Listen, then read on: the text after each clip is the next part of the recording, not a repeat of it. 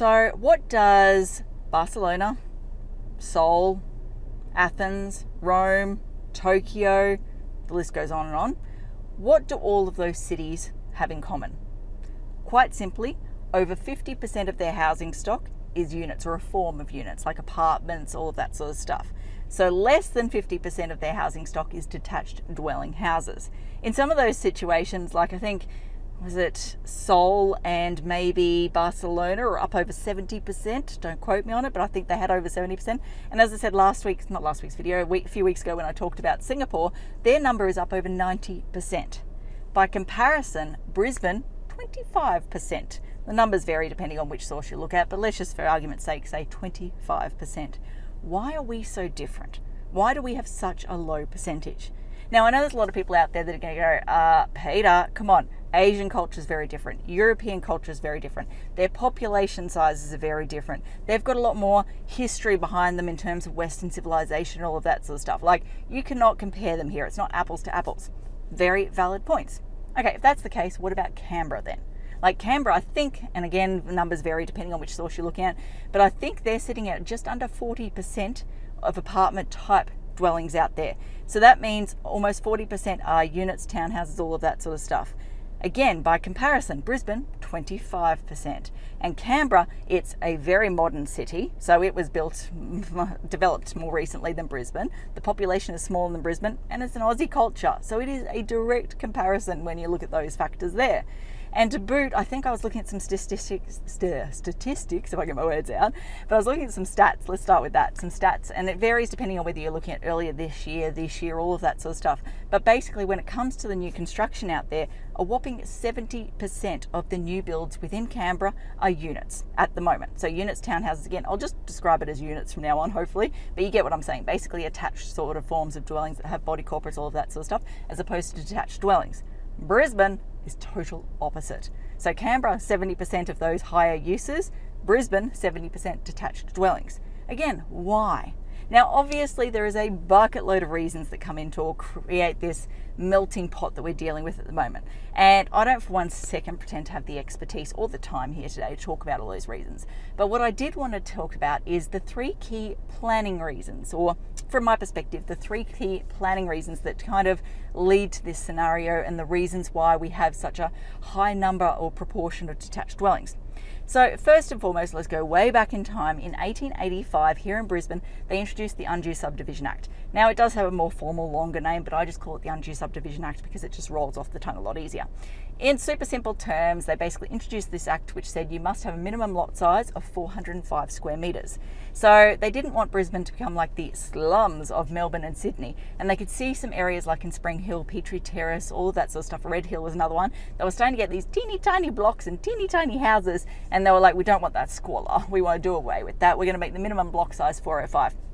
Now, this act was in effect from 1885 to, I believe, 1923, which was such a pivotal point in Brisbane's history. So much of our inner ring suburbs and even out to the middle ring suburbs were being developed in those early 1900s. So it meant that everything was pushed out because we had to have the minimum block size of 405, or if you wanted a multiple of 405, it became 809, etc., etc. So everything was pushed outwards. Fast forward to now, I started my career under City Plan 2000, and now we're under City Plan 2014. So the previous planning scheme and the most recent planning scheme. From what little research I've done, again, my career started under 2000, so I don't have a lot of work experience under the old things like the 1987 town plan and all that sort of stuff. But the current way, I'm jumping around a little bit here, I'm trying to work out how to get my thoughts together. Let's go to the start, so go to the modern day. City Plan 2014 references TBC, or traditional building character, as a mechanism of protecting pre-47 houses. Under City Plan 2000, the equivalent was a DCP, or Demolition Control Precinct. From what I understand, City Plan 2000 was kind of a turning point. Under 1987 town plan and the predecessors, they didn't have any specific character protections. I'm sure there would have been heritage stuff, totally different. No, actually, then again, I think the heritage stuff really turned in 1994. So maybe they didn't. But anyway, point is, there was a real turning point when it came to City Plan 2000. Now, I haven't actually looked at this in detail and worked out what the percentage is, but just pulling a random number out of the top of my head, I think if you would actually look at the pre-1947 houses within 5Ks of the city, you probably find that maybe 50% are covered by what's called now the TBC. So 50% are restricted from demolition approval. You can't remove them. Now, the big issue there is the fact that these old houses, they tend to be elevated up on posts, single story construction, and they tend to have bigger footprints because everything's at that one level. So if you're looking down on it, you tend to find they're probably 100 to 150 square meters in area. Typically it's up closer to the 150. Whereas modern units, townhouses, all of that sort of stuff, you can typically get a footprint of 90 square meters. Obviously it varies depending on the number of bedrooms, the size of rooms, all of that sort of stuff. But basic maths is 90 square meters. So when you're trying to work around retaining an existing dwelling on a property, you've got a lot less space to be able to work with in terms of doing subdivisions, doing higher uses like units and all of that sort of stuff. So having these blanket character protections across the city really stifles the opportunities for development out there. Now, just to put it out there, I'm the biggest character nut out there. Like, I love character houses. I grew up in a character house. Every house I've ever owned, fortunately to date, has been a character house. So when I say character house, pre-1947 house. And if I have my way, if business keeps going well, I'm always going to live in character houses because I love them. That said, the town planner in me cannot deny that having such broad brushed sort of character protections across the city really reduces our ability to get that infill development and to see the city sort of achieve its density goals and all of that sort of stuff. Then you fast forward to probably 2015.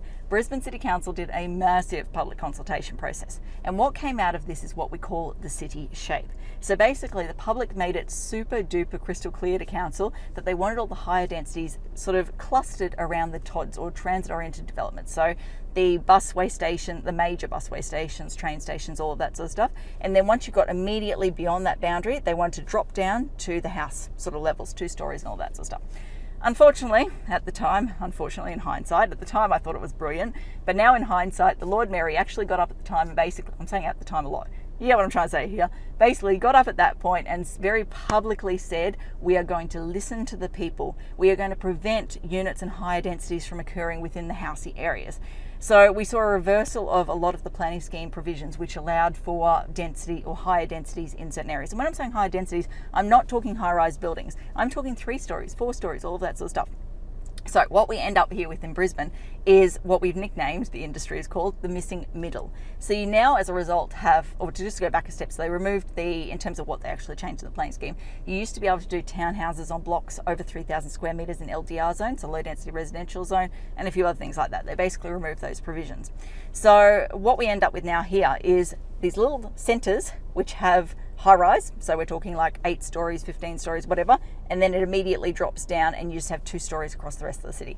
Yeah, there is a little bit of a transition space, but in the scheme of things, it is very boing, boing. Like there is no middle ground to that area. So yes, basically that was a big shifting point within the planning scheme. Now, the point I'm trying to make here is Australia, it's not operated under a dictatorship. It's operated under a democracy model. As a result, the people who are creating these legislations, so the Undue Subdivision Act, the character provisions, which are currently referred to as TBC or Traditional Building Character Overlay, and who have amended the latest planning schemes to be able to remove the ability to have that middle concept evolving, they are elected officials. They are elected by the public. They need to respond to the public's interest in what people are asking them to do. So at the end of the day, if we boil it all down, what it comes down to is this anti-development stance that we have within our city, which is linked very heavily to the planning schemes and the planning rules and all of that sort of stuff, is being driven by the public. The reason why the public are driving these changes is they fear, well, this is my assumption I guess you'd say, they fear development. So this brings me to the point of the video. I want to ask you guys, why do you think people fear development? And people could be yourself, so why do you not like development? Or why do you think other people fear development? Now there's some obvious answers here. Firstly, car parking, like the street parking. The more units you have, the smaller the block sizes, the less space there is for people to park on site, so therefore the more street parking they take up, the harder it is for the existing residents to be able to access their property, all of that sort of stuff, live day to day. Next thing, privacy. The more people you have squished in, the less separation you have between buildings, all of that sort of stuff, the more overlooking there is, the more eyes there are on you. Next thing, noise. Again, if everyone's squished in, you're starting to hear everyone's movements, you don't have the peace, the quiet, the ambience, all of that sort of stuff. And the final example I'll throw at you is vegetation. Obviously, the more you have squeezed in, the less space there is for trees and all of that sort of stuff. So you end up losing that natural environment. They're the obvious ones. Like I said, I want to throw it to you and just say, what else do you think holds people back from wanting to support development? Why do people dislike development so much here in Brisbane? Answer that. Then, like I said, next week we'll come back together, and what I want to do is kind of, if everything goes to plan, like I said, this could backfire on me, but if everything goes to plan, what I want to do is basically sit there and say, okay, let's challenge the status quo. Let's think of things a bit differently, and I'm not expecting I'm going to change people's opinions, but I won't just throw some comments out there, let's just say, some food for thought, and just see how it lands. See what people say in response to that. Because I'm all about challenging the status quo and making people think differently. Not because I think I'm right, but just because I think the world is a much better place if we're not so robotic and just following the straight lines. I think it's good to question the norm sometimes. Anyway, I think that covers off everything I want to talk about today, as I always like to say. Until next time, thanks for watching. For all you red tape lovers out there, I have one thing to say. Well, no, actually, I've got three. Number one, the advice provided in these videos is general in nature. It's not site-specific. You would be a silly Billy to go and make financial decisions based on this advice without first checking with the town planner. Don't be a silly Billy. Number two, Brisbane town planning is in no way linked to Brisbane City Council. The views expressed in these videos are my own, not council's. So if you don't like them, blame me, not council. Number three, what was my number three? Oh yeah, the views expressed in these videos are accurate at the time of recording. If you're watching this video back 10 years from now, the views may not be so accurate. That's all. Bye.